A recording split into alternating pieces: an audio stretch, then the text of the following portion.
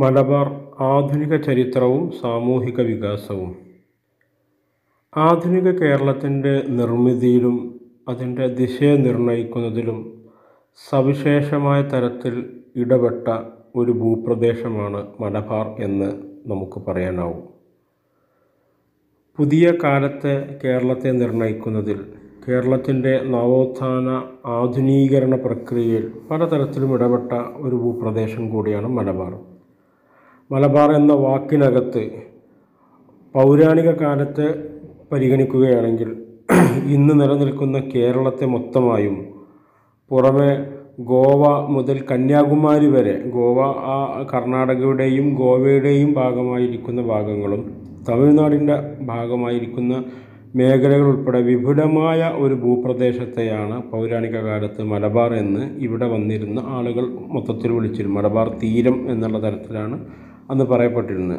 എന്നാൽ ആധുനിക മലബാർ എന്ന് പറയുന്നത് തീർച്ചയായും ടിപ്പു സുൽത്താൻ്റെ മലബാറിലേക്കുള്ള ഇങ്ങോട്ടുള്ള വരവിന് ശേഷം അദ്ദേഹം അതിർത്തികൾ നിർണയിച്ച പുതുവൽ ഉള്ള ഭൂപ്രദേശങ്ങളും പിന്നീട് ടിപ്പു സുൽത്താനിൽ നിന്ന് അദ്ദേഹത്തെ പരാജയപ്പെടുത്തിക്കൊണ്ട് ബ്രിട്ടീഷ് ഈസ്റ്റ് ഇന്ത്യ കമ്പനി ഏറ്റെടുത്തതിന് ശേഷമുണ്ടായ ഭരണകൂട സൗകര്യത്തിനുള്ള വിഭജനത്തിനകത്തും വരുന്ന മലബാർ ജില്ലയാണ് പിന്നീട് പൊതുവിൽ മലബാർ എന്ന പേരിൽ വ്യവഹരിക്കപ്പെട്ട് തുടങ്ങിയത്.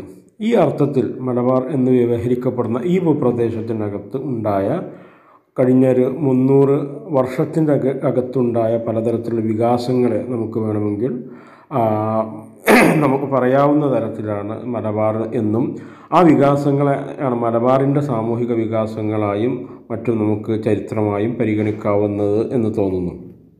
അങ്ങനെ വരുമ്പോൾ 1792 കൂടി ടിപ്പു സുൽത്താനെ പരാജയപ്പെടുത്തിക്കൊണ്ട് അദ്ദേഹത്തിൽ നിന്ന് മലബാർ മേഖല ഏറ്റുവാങ്ങുന്നതോടു കൂടിയാണ്, അതല്ലെങ്കിൽ ടിപ്പു സുൽത്താൻ്റെ വരവോടുകൂടി തന്നെയാണ് ആധുനിക മലബാറിനെ നമുക്ക് പരിഗണിക്കാമെന്ന് തോന്നുന്നു. ആ സമയമാകുമ്പോൾ നമുക്കറിയാവുന്നതുപോലെ ജന്മിമാർ, കുടിയാന്മാർ, കാണക്കുടിയാന്മാർ ഉൾപ്പെടെയുള്ള സാമൂഹികമായ വിഭജനങ്ങളും അതുമായി ബന്ധപ്പെട്ട അനീതികളുമെല്ലാം നിലനിൽക്കുന്ന ഒരു ഭൂപ്രദേശമായി നമുക്ക് മലബാറിനെ കാണാൻ കഴിയും. ആ അർത്ഥത്തിൽ 1700കളുടെ പകുതി മുതൽ പിന്നീട് 1921 മഹത്തായ മലബാർ വിപ്ലവത്തോടുകൂടി ഏറെക്കുറെ അന്ത്യം കണ്ടു എന്ന് പറയാവുന്ന തരത്തിലുള്ള കാർഷിക സാമൂഹികമായ വികാസ പരിണാമങ്ങളിലൂടെ കടന്നു പോകുന്ന ഒരു ഘട്ടമാണ് ആധുനിക മലബാറിൻ്റെ ആദ്യ പകുതി എന്ന് നമുക്ക് പറയാൻ കഴിയും. ഇത് ഒരുപക്ഷെ ലോക ചരിത്രത്തിൽ തന്നെ വളരെ പ്രധാനപ്പെട്ട നിർണായകമായ പല സംഭവവികാസങ്ങളുടെയും കേന്ദ്ര ബിന്ദുവായി മലബാറിനെ മാറ്റി നിർത്തുന്നതിൽ വളരെ പ്രധാനപ്പെട്ട ഘടകമാണ് നമുക്ക് കാണാൻ കഴിയും. 1792 ശേഷം മലബാർ ഡിസ്ട്രിക്റ്റിനെ ഉണ്ടാക്കുകയും പിന്നീട് 1857 മഹത്തായ ഒന്നാം സ്വാതന്ത്ര്യ സമരത്തിന് ശേഷം അതുണ്ടാക്കിയ ഒരു വളരെ പ്രധാനപ്പെട്ട ഫലം എന്നുള്ള നിലയിൽ 1858-59 ആകുമ്പോഴേക്ക് ബ്രിട്ടീഷ് ഈസ്റ്റ് ഇന്ത്യ കമ്പനിയിൽ നിന്ന് ബ്രിട്ടീഷ് സർക്കാർ തന്നെ നേരിട്ട് ഇന്ത്യയുടെ ഭരണം ഏറ്റെടുക്കുകയും അതോടുകൂടി മലബാറിലും ഒരു സവിശേഷമായ ഭരണകൂടത്തിൻ്റെ ഭാഗമാവുകയും അത് മദ്രാസ് പ്രസിഡൻസിയുടെ കീഴിലുള്ള ജില്ലയായി വികസിക്കുന്നത് കാണാം. ഈ കാലയളവാകുമ്പോഴേക്ക് ടിപ്പു സുൽത്താൻ്റെ വരവോടുകൂടി താൽക്കാലികമായി നിലച്ചിരുന്ന ജന്മിമാരുടെ ആധിപത്യം മലബാറിൽ തിരിച്ചെത്തുകയും ടിപ്പു സുൽത്താൻ്റെ വരവോടുകൂടി അദ്ദേഹം കൃഷിക്കാർക്ക് അവരുടെ അവരുടെ അധ്വാനത്തിൻ്റെ ഫലം നൽകുന്ന തരത്തിലും നികുതി വകുപ്പുകൾ പരിഷ്കരിക്കുന്ന തരത്തിലേക്കും ഭൂമിയുടെ ഉടമസ്ഥാവകാശം ലഭ്യമാക്കുന്നത് ഉൾപ്പെടെയുള്ള വളരെ അടിസ്ഥാനപരമായ ആധുനിക രാഷ്ട്ര നിർമ്മാണവുമായി ബന്ധപ്പെട്ട അടിസ്ഥാനപരമായ കാര്യങ്ങൾ സത്യത്തിൽ ടിപ്പു സുൽത്താനാണ് ചെയ്തു വെക്കുന്നത്. പിന്നീട് ഈ ബ്രിട്ടീഷ് ഈസ്റ്റ് ഇന്ത്യ കമ്പനിയും അതിനെ തുടർന്ന് വരുന്ന ബ്രിട്ടീഷ് സർക്കാരിൻ്റെയും എല്ലാം മലബാറിലെ പ്രവേശനത്തിൽ അവർ ഉപയോഗിക്കുന്ന മലബാറിലെ ഭൂമിശാസ്ത്രമായ അളവുകൾക്കും ആളുകളുടെ ഉടമസ്ഥാവകാശം നൽകുന്നതിനെല്ലാം അവർ ഉപയോഗിച്ചിരുന്ന പ്രധാനപ്പെട്ട രേഖയായി പരിഗണിക്കുന്നത് ടിപ്പു സുൽത്താൻ്റെ അദ്ദേഹം ഉണ്ടാക്കി വെച്ച പുതിയ ഭരണക്രമങ്ങളും പരിഷ്കാരങ്ങളെയും ഏറ്റെടുക്കുകയായിരുന്നു ബ്രിട്ടീഷുകാർ നമുക്ക് കാണാൻ കഴിയും. അങ്ങനെ നോക്കുമ്പോൾ ആധുനിക മലബാറിൻ്റെ ശില്പികളിൽ വളരെ പ്രധാനപ്പെട്ട ഒരു പൊസിഷനിലുള്ളത് ടിപ്പു സുൽത്താനാണ് തന്നെ നമുക്ക് പറയേണ്ടി വരും. തുടർന്ന് ബ്രിട്ടീഷുകാർ ഇവിടെ ആ അർത്ഥത്തിലുള്ള സെൻസസ് കൊണ്ടുവരുന്നു. അതിനുശേഷം ഭൂപ്രദേശങ്ങൾക്ക് അനുസരിച്ചുള്ള രജിസ്ട്രേഷൻ നടത്തുന്നു. ഇങ്ങനെയുള്ള പുതിയ പുതിയ ഘടകങ്ങളുടെ ആധുനിക മലബാറിൻ്റെ സൃഷ്ടിപ്പ് എന്ന തരത്തിൽ അതിൻ്റെ ഒരു ഭരണപരമായ നിർവഹണം ആ അർത്ഥത്തിൽ മുന്നോട്ട് പോവുകയാണ് നാം കാണുന്നത്. എന്നാൽ അതോടൊപ്പം തന്നെ സാമൂഹികമായി നാം നോക്കുമ്പോൾ അതിന് പാരലലായിക്കൊണ്ട് തന്നെ ടിപ്പു സുൽത്താൻ്റെ വരവോടുകൂടി നിലച്ചുപോയ കൃഷിക്കാർക്ക് കൃഷിഭൂമി നൽകുന്ന ജന്മിമാരുടെ ചൂഷണങ്ങൾക്ക് ഒരു പരിധി വരെയെങ്കിൽ തടയിടുന്ന സന്ദർഭത്തിൽ നിന്ന് ടിപ്പു സുൽത്താൻ്റെ വരവോടുകൂടി തങ്ങളുടെ ചൂഷണത്തിനെതിരെ ടിപ്പു സുൽത്താൻ നടപടിയെടുത്തോടുകൂടി മലബാറിൽ നിന്ന് വിട്ടുപോകേണ്ടി വന്ന വലിയൊരു വിഭാഗം ജന്മി കുടുംബങ്ങൾ, തിരുവിതാംകൂറിലേക്കും മറ്റും കുടിയേറിയ ജന്മി കുടുംബങ്ങൾ ബ്രിട്ടീഷ് ഭരണം വരുന്നതോട് വീണ്ടും തിരിച്ചെത്തുകയും അവർ പൂർവാധികം ശക്തിയോടുകൂടി തങ്ങളുടെ ചൂഷണ മനോഭാവത്തോട് മുന്നോട്ട് പോവുകയും അതിന് ബ്രിട്ടീഷ് സർക്കാരിൻ്റെ പിന്തുണ ലഭിക്കുകയും ചെയ്യുന്നുണ്ട്. എന്ന് മാത്രമല്ല 1921 മഹത്തായ മലബാർ വിപ്ലവത്തിലേക്ക് നയിച്ച വളരെ പ്രധാനപ്പെട്ട കാരണങ്ങളിലൊന്ന് അതുവരെ കോൺഗ്രസ് എന്ന് പറയുന്ന ദേശീയ പ്രസ്ഥാനം 1921 തൊട്ട് മുമ്പ് 1920 വരെ ബ്രിട്ടീഷ് ഭരണകൂടത്തിന് കീഴിലുള്ള ഒരു ക്ലബ്ബ് കൾച്ചർ പോലെ അവിടെയുള്ള പഴയ നാട്ടുരാജാക്കന്മാരുടെയും ബ്രിട്ടീഷ് കോടതികളുടെ വക്കീലന്മാരുമായ സവർണർ ഉൾപ്പെടെയുള്ള ഒരു ചെറിയ നിവേദക സംഘത്തിൻ്റെ സ്വഭാവത്തിലാണ് അതുവരെ കോൺഗ്രസ് വരെ പ്രവർത്തിച്ചിരുന്നതെങ്കിൽ 1921 ശേഷം അത് കുറേ കൂടി ബഹുജന പ്രസ്ഥാനമായി മലബാറിൽ വളരുന്നതിൽ ഈ പറയുന്ന കാർഷിക കുടിയാന്മാരുടെ സാന്നിധ്യം വളരെ പ്രധാനപ്പെട്ടതാണ്. അതിലേക്ക് നയിച്ചൊരു ഘടകം, അതിന് നേതൃത്വം നൽകിയ മറ്റൊരർത്ഥത്തിൽ അതിന് വളരെയധികം പ്രധാനപ്പെട്ട 21 ഇത്തരത്തിലേക്ക് കൊണ്ടുവരുന്നതിൽ പ്രധാനമെന്ന് കരുതാവുന്ന മലബാർ സമര നായകരിൽ ഒരാളായ MP നാരായണ മേനോൻ്റെ സവിശേഷമായൊരു ശ്രദ്ധ. അദ്ദേഹം മനസ്സിലാക്കുന്നത്, അദ്ദേഹത്തിൻ്റെ ജീവചരിത്രത്തിൽ അദ്ദേഹത്തിൻ്റെ മരുമകൻ പ്രൊഫസർ MPS മേനോൻ തന്നെ പറയുന്നുണ്ട്, പെരിന്തൽമണ്ണ കേന്ദ്രമായി അദ്ദേഹം അഭിഭാഷക പ്രവൃത്തി ആരംഭിച്ച MP നാരായണ മേനോന് അദ്ദേഹത്തിൻ്റെ കീഴിൽ കക്ഷികളായി എത്തിയുന്ന കർഷക കുടിയന്മാരായ മറ്റുള്ളവരുടെയും കാര്യങ്ങൾ കണ്ട് അവരുടെ വിഷയത്തിൽ ഇടപെടാൻ തുടങ്ങിയ ഉടനെ തന്നെ അദ്ദേഹത്തിന് മനസ്സിലായി ബ്രിട്ടീഷ് നിയമമനുസരിച്ച് ഇവിടെ കർഷകരായ കുടിയാന്മാരായ ഇരകളാക്കപ്പെടുന്ന ആളുകൾക്ക് നിയമപരമായി സംരക്ഷണം നൽകാനോ ആ അർത്ഥത്തിൽ അവരെ സംരക്ഷിക്കുന്ന നിയമങ്ങളൊന്നും നിലനിൽക്കുന്നില്ല എന്നതാണ്. അതുകൊണ്ട് തന്നെ അതെല്ലാം ജന്മിമാർക്ക് അനുകൂലമായ ചൂഷകർക്ക് പറ്റുന്നൊരു നിയമമാണ്. ഇത് മാറ്റുകയല്ലാതെ ഇവിടെയുള്ള കുടിയന്മാരുടെ പ്രശ്നത്തിൽ അവർക്ക് നീതി ലഭ്യമാക്കുവാൻ കോടതികളുടെ നിയമപരമായ അവസ്ഥയിലൂടെ കഴിയില്ല എന്ന് അദ്ദേഹത്തിന് മനസ്സിലായി.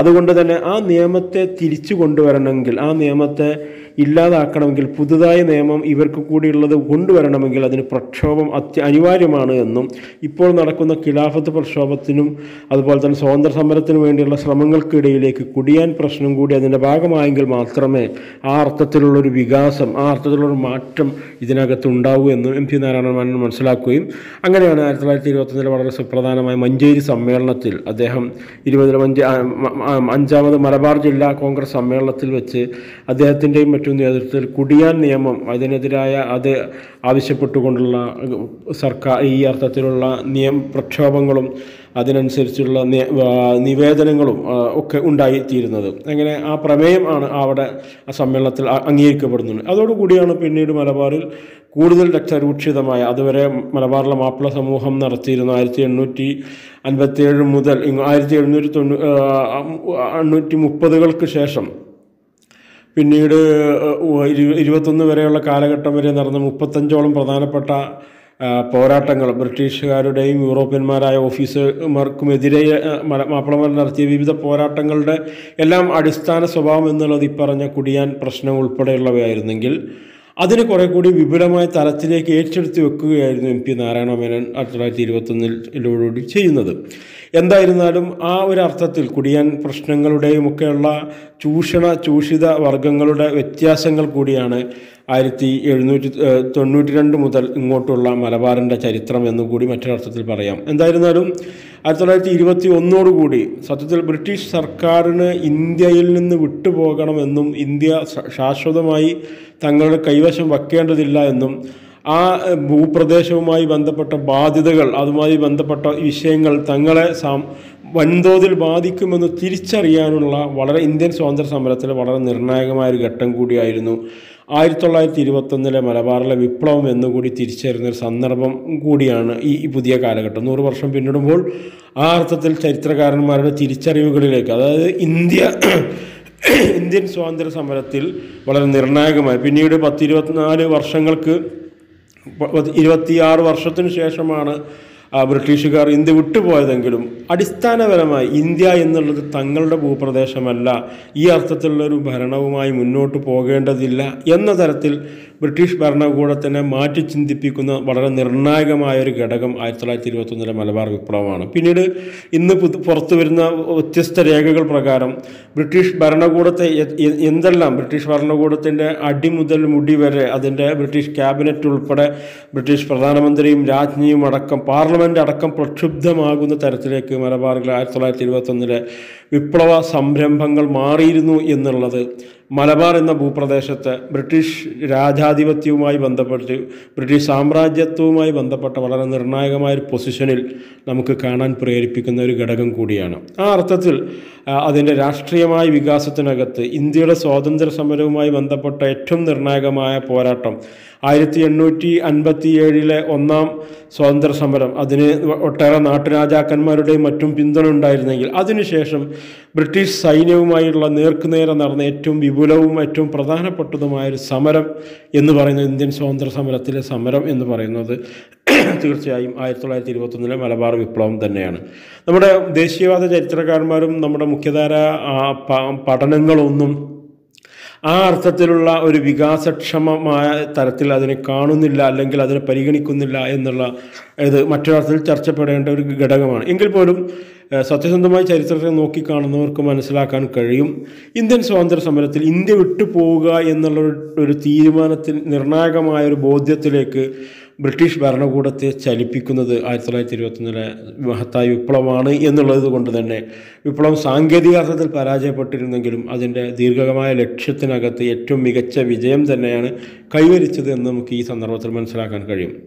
കൂടാതെ ആ ഒരു സന്ദർഭത്തിൽ രാഷ്ട്രീയമായി കേരളത്തെ ഏറ്റവും പ്രബുദ്ധമായും ഏറ്റവും തീക്ഷ്ണമായ നാളുകളിൽ കടത്തിവിട്ട ഒരു ഭൂപ്രദേശം കൂടിയാണ് മലബാർ എന്ന് നമുക്ക് മനസ്സിലാക്കാൻ കഴിയും.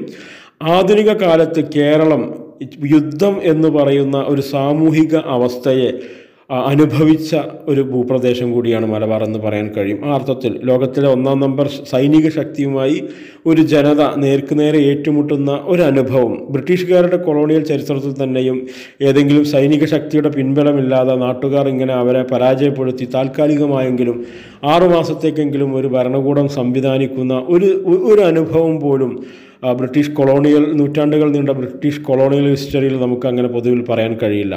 എന്ന് മാത്രമല്ല ആധുനിക ഇന്ത്യയുടെ ചരിത്രത്തിലും ഈ അർത്ഥത്തിലുള്ള ഒരു പോരാട്ടത്തെയും നമുക്ക് കാണാൻ കഴിയില്ല. അതിനാൽ തന്നെ കേരളത്തിൻ്റെയും ഇന്ത്യയുടെയും രാഷ്ട്രീയ ഭൂപടത്തിൽ നിർണായകമായ ദിനങ്ങൾ സമ്മാനിച്ച ഒരു ഭൂപ്രദേശം കൂടിയാണ് മലബാർ എന്ന് നമുക്ക് ആ അർത്ഥത്തിൽ പറയേണ്ടി വരും. പിന്നീട് 1921 ശേഷമുള്ള ഇന്ത്യക്ക് സ്വാതന്ത്ര്യം ലഭിക്കുന്നത് വരെയുള്ള കാലയളവിൽ മലബാറിനെ മറ്റൊരർത്ഥത്തിൽ മലബാറിലെ വിപ്ലവ ശ്രമങ്ങളിൽ നിന്നും മറ്റുമെല്ലാം കോൺഗ്രസിൻ്റെ ദേശീയവാദ ആഖ്യാനങ്ങളിലേക്കും സമരരൂപങ്ങളിലേക്കും ക്വിറ്റ് ഇന്ത്യ പ്രക്ഷോഭങ്ങളിലേക്കുമെല്ലാമുള്ള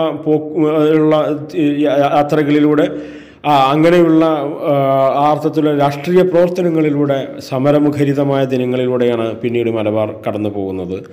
എന്ന് മാത്രമല്ല പിന്നീട് 1930-കൾക്ക് ശേഷം മദ്രാസ് പ്രസിഡൻസിയിൽ ബ്രിട്ടീഷ് സർക്കാരിന് കീഴിലുള്ള പരിമിതമായ തോതിലുള്ള പ്രജാസഭകൾ ഉണ്ടാകുമ്പോൾ മലബാറിൽ നിന്ന് തിരഞ്ഞെടുക്കപ്പെടുന്ന ആളുകൾ മലബാറിൻ്റെ പ്രതിനിധികളായി ബ്രിട്ടീഷ് ഭരണകൂടത്തിലേക്ക് മദ്രാസ് പ്രസിഡൻസിലേക്ക് തിരഞ്ഞെടുക്കപ്പെടുന്നവരുടെ പേരുകൾ ശ്രദ്ധിച്ചാൽ തന്നെ എന്തായിരുന്നു 1921 മലബാർ വിപ്ലവത്തിൻ്റെ പ്രധാന ഹേതു എന്നതിലൊക്കെ മനസ്സിലാവും. കാരണം അവിടെയുള്ള പൊതുജനങ്ങളുടെയോ പൊതുസമൂഹത്തിൻ്റെയോ പ്രാതിനിധ്യ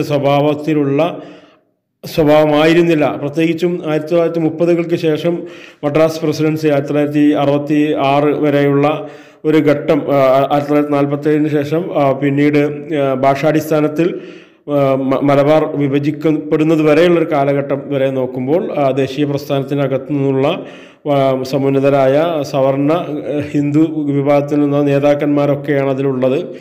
പിന്നീട് ഒരു തവണ മാത്രം പഴയ ജന്മി കുടുംബത്തിൽപ്പെട്ട മണ്ണാർക്കാട് കല്ലടി ഉണ്ണിക്കമ്മു സാഹിബാണ് ഏറ്റവും ഒടുവിൽ മലബാറിൽ നിന്ന് തിരഞ്ഞെടുക്കപ്പെടുന്ന ദ്വിമണ്ഡലത്തിൽ നിന്നുള്ള 2 നേതാക്കളിൽ ഒരാളായി തിരഞ്ഞെടുക്കപ്പെട്ടത്. ഈ അർത്ഥത്തിലെല്ലാം രാഷ്ട്രീയ നേതൃത്വത്തിൻ്റെ മേൽക്കൈ ഭരണകൂടത്തിനുമായി ബന്ധപ്പെട്ട് ആർക്കായിരുന്നു എന്നുള്ളതെല്ലാം വ്യക്തമാക്കുന്നതാണ് 1930 മുതൽ 1960 വരെ മദ്രാസ് പ്രസിഡൻസി നിലനിന്നിരുന്ന മദ്രാസ് സ്റ്റേറ്റായി മാറി നിലനിന്നിരുന്ന കാലത്തെ മലബാർ ജില്ലയിൽ നിന്നുള്ള രാഷ്ട്രീയ പ്രതിനിധികളുടെ തെരഞ്ഞെടുപ്പ് എന്ന് നമുക്ക് മനസ്സിലാക്കാൻ കഴിയും. ഇതിനുശേഷം ഭാഷാടിസ്ഥാനത്തിൽ കേരളം രൂപീകരിക്കപ്പെടുന്നതോടുകൂടി ഭാഷാടിസ്ഥാനത്തിലുള്ള സംസ്ഥാനങ്ങളിലേക്ക് മാറുന്നതോടുകൂടി മദ്രാസിൽ നിന്ന് ആധുനിക കേരള സംസ്ഥാനത്തിൻ്റെ ഭാഗമായി മലബാർ മാറുകയും പിന്നീട് മലബാറിലെ അന്നുണ്ടായിരുന്ന മലബാർ ജില്ലയെ വിവിധ 4 ജില്ലകളായി കണ്ണൂർ, കണ്ണൂർ, കോഴിക്കോട്, പാലക്കാട് എന്നിങ്ങനെ 3 ജില്ലകളായി മാറ്റുകയും ബാക്കിയുണ്ടായിരുന്ന പഴയ മലബാർ ജില്ലയുടെ ഭാഗമായിരുന്ന ചാവക്കാട് പ്രദേശത്തെ തൃശ്ശൂർ ജില്ലയുടെ ഭാഗമാക്കുകയും ചെയ്യുന്നുണ്ട്. പിന്നീട് കാസർഗോഡിനെ കൂട്ടിച്ചേർക്കുകയും ഭാഷാടിസ്ഥാനത്തിലുള്ള നിർണയത്തിൻ്റെയൊക്കെ ഭാഗമായി കാസർഗോഡ് ഈ കണ്ണൂരിൻ്റെ ഭാഗമായി ഇങ്ങോട്ട് മലബാറിലേക്ക് വരികയും അതുപോലെ തന്നെ വയനാടുമൊക്കെ ഉൾപ്പെടുകയൊക്കെ ചെയ്യുന്ന ഭൂപ്രദേശമായിട്ടൊക്കെ മാറുന്നുണ്ട്. പിന്നീട് 1969 ആകുമ്പോഴേക്ക് മലപ്പുറം ജില്ല രൂപീകരണത്തിലേക്ക് കാര്യങ്ങളെത്തുകയും അതോടുകൂടി മലബാറിൽ പുതിയൊരു ജില്ല പാലക്കാട് നിന്നും കോഴിക്കോട് നിന്നും വിവിധ ഭാഗങ്ങൾ കൂട്ടിച്ചേർത്ത് മലബാർ ജില്ല വരുന്നു. പിന്നീട് 1980 ആകുമ്പോഴേക്ക് കോഴിക്കോടിൽ നിന്നും കണ്ണൂരിൽ നിന്നും ചില ഭാഗങ്ങൾ കൂട്ടിച്ചേർത്ത് വയനാട് ജില്ല വരുന്നു. ഇങ്ങനെയൊക്കെയാണ് ഭരണപരമായ ഭൂമിശാസ്ത്രപരമായ അതിർത്തികളിലേക്ക് ആധുനിക കാലത്ത് മലബാർ വികസിക്കുന്നത്. ഇങ്ങനെ ഉണ്ടാകുന്ന ഈ ഒരു ഘട്ടത്തിലൂടെ ഭൂപ്രദേശങ്ങളുടെ വികസനത്തിലൂടെ മലബാർ കടന്നു പോകുമ്പോഴും സമാനമായി 1921 ശേഷം ഉണ്ടായ ഒരു ആധുനിക കാലത്ത് ഒരു യുദ്ധം അനുഭവിച്ച ജനത എന്നുള്ള നിലയിൽ മലബാറിലെ ഏറ്റവും വളരെ പ്രധാനപ്പെട്ട നിർണായകമായ ഒരു സാമൂഹിക സമുദായം എന്ന നിലയിൽ മലബാറിലെ മുസ്ലിം സമുദായം, മാപ്പിള സമുദായം, പിന്നീട് മറ്റൊരർത്ഥത്തിലുള്ള അവരുടെ പ്രതാപത്തെ, അവരുടെ നേതൃപരമായ ശേഷിയെ എല്ലാം അല്പം കൂടി നിശബ്ദമായി തങ്ങൾക്ക് നേരിട്ട തിരിച്ചടിയിൽ നിന്ന് സ്വന്തം സമുദായത്തെ വളർത്തിക്കൊണ്ടുവരാനുള്ള പരിശ്രമങ്ങളിലേക്ക് മലബാറിലെ മാപ്പിളമാർ പോകുന്നതായി പിന്നീട് കാണാം.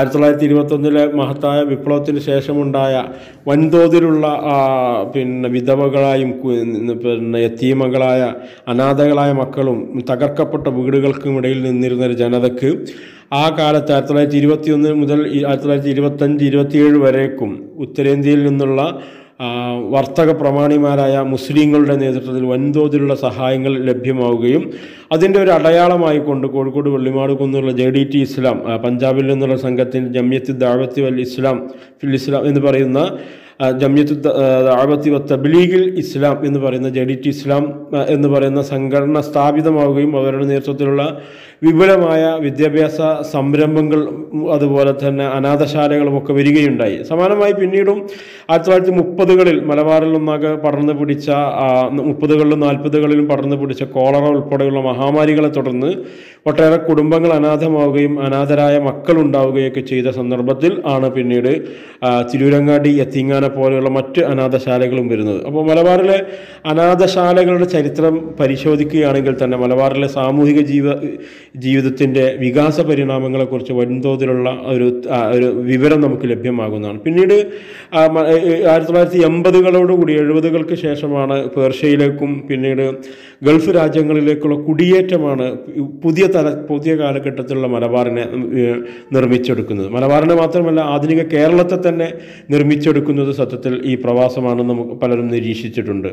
ആ അർത്ഥത്തിൽ ആ ഒരു വികാസത്തിനകത്ത് ലോകത്തിലെ ഏറ്റവും പ്രധാനപ്പെട്ട 10 വികസിത രാജ്യങ്ങളുടെ പട്ടികയിൽ ഉൾപ്പെടുന്ന ഗൾഫ് രാജ്യങ്ങളിലേക്കുള്ള കുടിയേറ്റം സ്വാഭാവികമായും അതിൻ്റെ സാമ്പത്തികമായ സൗഭാഗ്യങ്ങളിലേക്ക് മലബാറിനെ തിരികെ കൊണ്ടുവരികയും സാമൂതിരിയുടെയും പൗരാണിക കാലഘട്ടത്തിൽ ലോകത്തിലെ തന്നെ വളരെ പ്രധാനപ്പെട്ട വർത്തക സമൂഹമായി പരിണമിച്ചിരുന്ന മലബാറിനെയും കേരളത്തെയും എല്ലാം പുതിയ കാലത്ത് വീണ്ടും ഇന്ത്യയുടെ ശരാശരി സാമ്പത്തിക സ്രോതസ്സിൽ നിന്നും ഉയർന്നു നിൽക്കുന്ന തരത്തിലുള്ള ഒരു ജീവിത നിലവാരങ്ങളിലേക്കും സാമ്പത്തികവും വിദ്യാഭ്യാസപരമായ ഉയർച്ചയിലേക്കും നയിക്കുന്നതിലെല്ലാം ഈ അർത്ഥത്തിലുള്ള ഗൾഫ് പ്രവാസവും കുടിയേറ്റവുമെല്ലാം നിർണായകമായ പങ്ക് വഹിച്ചിട്ടുണ്ടെന്ന് നമുക്ക് കാണാൻ കഴിയും.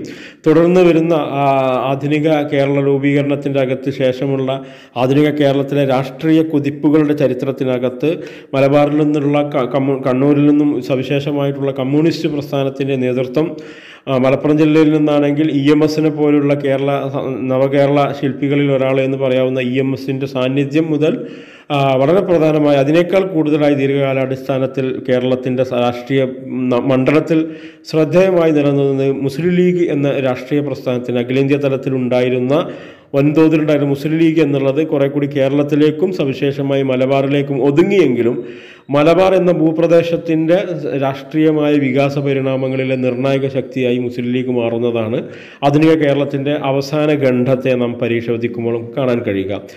മലബാറിൻ്റെ വികാസ പരിണാമങ്ങളിലുള്ള അതിൻ്റെ രാഷ്ട്രീയ നേതൃത്വത്തിൽ നിർണ്ണയിക്കുന്നതിലുള്ള അതിൻ്റെ വികസന അജണ്ടകൾ നിർണ്ണയിക്കുന്നതിടത്തെല്ലാം തന്നെ മുസ്ലിം ലീഗ് എന്ന രാഷ്ട്രീയ കക്ഷിയുടെ താല്പര്യങ്ങളെല്ലാം ഏതെല്ലാം അർത്ഥത്തിൽ സ്വാധീനിക്കുന്നുണ്ട് എന്ന് 1980കളും 90കളും 2000വും നമുക്ക് കാണിച്ചു തരുന്നുണ്ട്. ഇതോടൊപ്പം തന്നെ മലബാറിൽ നിന്നുള്ള പഴയ ദേശീയ പ്രസ്ഥാനത്തിൻ്റെ ഭാഗമെന്നായിട്ടുണ്ടായിരുന്ന കോൺഗ്രസ്സിലെ വലിയ വൻതോതിലുള്ള നേതൃത്വം, കമ്മ്യൂണിസ്റ്റ് പാർട്ടിയുടെ നേതൃത്വം, സാന്നിധ്യം, മുസ്ലിം ലീഗ് എന്നിവയെല്ലാം പല അർത്ഥത്തിൽ ഈ മുസ്ലിം ലീഗിന് പുറമെ ഈ രണ്ട് ഘടകങ്ങളും വളരെ പ്രധാനമായി നിലനിന്നിരുന്നതായി നമുക്ക് കാണാൻ കഴിയും. എങ്കിലും ഒരു മൊത്തം എടുത്തു പറയുകയാണെങ്കിൽ ആധുനിക മലബാറിൻ്റെ നിർണയിച്ചതിൽ അതിൻ്റെ ഭാഷയായാലും അതിൻ്റെ ഭക്ഷണ വൈവിധ്യങ്ങളായാലും വസ്ത്രമായാലും സാമൂഹിക വിദ്യാഭ്യാസ അവബോധങ്ങളെ ആയാലും എല്ലാം നിർണ്ണയിക്കുന്നതിൽ ഗൾഫ് വളരെ പ്രധാനപ്പെട്ട ഒരു ഘടകമാണെന്ന് പറയാൻ കഴിയും. എന്ന് മാത്രമല്ല മലബാറിന് എപ്പോഴും കേരളത്തിൻ്റെ പൊതുവായ സവിശേഷമായ രാഷ്ട്രീയ സാംസ്കാരിക മണ്ഡലങ്ങൾ എടുക്കുമ്പോൾ മലബാർ കുറെ കൂടി കേരളം എന്നുള്ള ഒരു ചെറു ഭൂപ്രദേശത്തിൻ്റെ അകത്തേക്ക് ഒതുങ്ങുന്നതിന് പകരം നൂറ്റാണ്ടുകളായി മലബാറിനുള്ള അന്താരാഷ്ട്ര ബന്ധങ്ങൾ സാമൂതിരി ഉൾപ്പെടെയുള്ള നാട്ടുരാജാക്കന്മാരുടെയും മറ്റുമെല്ലാം കാലഘട്ടം മുതലേ ഉള്ള ഒരു അന്താരാഷ്ട്ര ബന്ധത്തിൻ്റെ തുടർച്ച ഈ പുതിയ കാലഘട്ടത്തിലും രാഷ്ട്രീയ ബോധരൂപീകരണത്തിൽ മലബാറിൽ ഉണ്ടായി കാണാൻ കഴിയും. അതുകൊണ്ടാണ് പിന്നീട് വിക്കിലീക്സിലൂടെ വന്ന ചെന്നൈയിലെ അമേരിക്കൻ കോൺസുലേറ്റിൻ്റെ റിപ്പോർട്ട്, അമേരിക്കയിലേക്ക് അയച്ചു കൊടുത്ത റിപ്പോർട്ടിൽ പരാമർശിക്കുന്നത് പോലെ ഇറാഖിൽ സദ്ദാം ഹുസൈനെ കൊലപ്പെടുത്തുമ്പോൾ അല്ലെങ്കിൽ സദ്ദാം ഹുസൈൻ അമേരിക്കൻ അധിനിവേശ സൈന്യത്തിൻ്റെ അദ്ദേഹത്തെ തൂക്കിലേറ്റുന്ന സന്ദർഭത്തിൽ കേരളം ഒന്നാകെ ഇളകിമറിയുന്നു എന്ന് പറയുമ്പോൾ പോലും അതിൻ്റെ എപ്പിക് സെൻ്ററായി കേരളത്തിൽ പ്രതിഷേധ ജ്വാലകൾ അമേരിക്കൻ അധിനിവേശത്തിനെതിരായ അമേരിക്കൻ അധിനിവേശത്തിനെതിരായ പ്രതിഷേധ ജ്വാലകളിൽ ഏറ്റവും കൂടുതൽ മലബാറാണ് ഏറ്റവും കൂടുതലായി അതിൽ തിളച്ചു മറിയുന്നത് എന്ന് ഈ അമേരിക്കൻ കോൺസുലേറ്റിൻ്റെ രഹസ്യരേഖകളിൽ വിക്കിലീക്സ് പുറത്തുവിട്ടതിൽ വന്നിരുന്നു. ആ അർത്ഥത്തിലുള്ള ഒരു മുസ്ലിം സാമൂഹിക സാംസ്കാരിക പരിസരത്തെയാണ് അമേരിക്കൻ രേഖകൾ, കോൺസുലേറ്റിൻ്റെ രേഖകൾ സൂചിപ്പിക്കുന്നതെങ്കിൽ പോലും സത്യത്തിൽ അത് കുറെ കൂടി മലബാറിൻ്റെ സവിശേഷമായുള്ള രാഷ്ട്രീയമായ നൂറ്റാണ്ടുകളിലൂടെയുള്ള രാഷ്ട്രീയ ഉള്ളടക്കത്തിൻ്റെ പാരമ്പര്യത്തെ കൂടിയാണ് അതിനെ പ്രതിഫലിപ്പിക്കുന്നത് എന്ന് നമുക്ക് മലബാറിനെ സവിശേഷമായി എടുത്ത് പരിശോധിച്ചാൽ മനസ്സിലാക്കാൻ കഴിയും. പുതിയ കാലത്തും ഏറ്റവും ഒടുവിലുണ്ടായ പൗരത്വ പ്രക്ഷോഭത്തിനകത്തുണ്ടായ അതിൽ തന്നെയും ഇന്ത്യയെ ലോകത്തിൻ്റെ മുന്നിൽ അത്തരമൊരു പ്രക്ഷോഭത്തെ ലോകമാധ്യമങ്ങളിലേക്കുമെല്ലാം ഏറ്റവും കൂടുതൽ ശ്രദ്ധ ആകർഷിക്കുന്നതിലുണ്ടായ ഡൽഹി ജാമിയ മില്ലയിലുള്ള പ്രക്ഷോഭം, അതിന് നേതൃപരമായ പങ്ക് വഹിച്ച പെൺകുട്ടികളും ആൺകുട്ടികളും അടക്കമുള്ള അതിൽ സവിശേഷമായ ഐക്കണുകളായി മാറിയ ലതീതയും പിന്നെ ആയിഷയും അതുപോലെ തന്നെ മറ്റുള്ള ആളുകളുമെല്ലാം അവരെല്ലാം മലബാറിൽ നിന്നും പുതിയ കാലത്ത് മലബാറിൽ നിന്ന് ഉപരിപഠനത്തിനായി ഡൽഹിയിലും മറ്റും എത്തിയ ആളുകളാണ് എന്നുള്ളതിൽ കൂടി നമ്മൾ ഇതിനോട് ചേർത്ത് വായിക്കേണ്ടതുണ്ട്. ആ അർത്ഥത്തിലുള്ള അതിൻ്റെ സവിശേഷമായൊരു രാഷ്ട്രീയ ഉള്ളടക്കത്തെക്കുറിച്ചുള്ള ഒരു നാഗരിക പാരമ്പര്യം തന്നെയാണ് ഈ അർത്ഥത്തിലുള്ള ഏറ്റവും പുതിയ സമരരൂപത്തിന് പോലും നേതൃപരമായ പങ്കിലേക്ക് മലബാറിൽ നിന്നുള്ള പുതിയ തലമുറക്ക് എണീറ്റ് നിൽക്കാൻ കഴിയുന്നു. രാജ്യത്തിന് നേതൃത്വം നൽകാൻ, രാജ്യത്തിന് തന്നെ മൊത്തത്തിൽ ആവേശകരമായ ഒരു വളർച്ചയിലേക്ക് അവർക്ക് വരാൻ കഴിയുന്നതിന് പിന്നിലും ഈ അർത്ഥത്തിലുള്ള ഒരു രാഷ്ട്രീയമായ മലബാറിൻ്റെ സാമൂഹികമായ ഒരു വളർച്ചയുടെ ഘട്ടമാണ് എന്ന് പറയാൻ കഴിയും. കേരളത്തിനെ തന്നെ സവിശേഷമായി എടുക്കുകയാണെങ്കിൽ ആ അർത്ഥത്തിലുള്ള ഒരു രാഷ്ട്രീയമായ ചാലക ശക്തിയായി സാംസ്കാരിക വ്യാപനത്തിൻ്റെ സാംസ്കാരികമായ പുതിയ അതിരടയാളങ്ങളെ നിർണ്ണയിക്കുന്ന ശക്തിയായുമെല്ലാം മലബാറിൻ്റെ വികാസമുണ്ട് എന്ന് ഈ അർത്ഥത്തിൽ നമുക്ക് പൊതുവായി വിലയിരുത്താവുന്നതാണ് എന്ന് മാത്രം പറഞ്ഞുകൊണ്ട് ഞാൻ എൻ്റെ ഈ ചെറിയ സംസാരം ഇവിടെ അവസാനിക്കുകയാണ്. എല്ലാവർക്കും നന്ദി, നമസ്കാരം.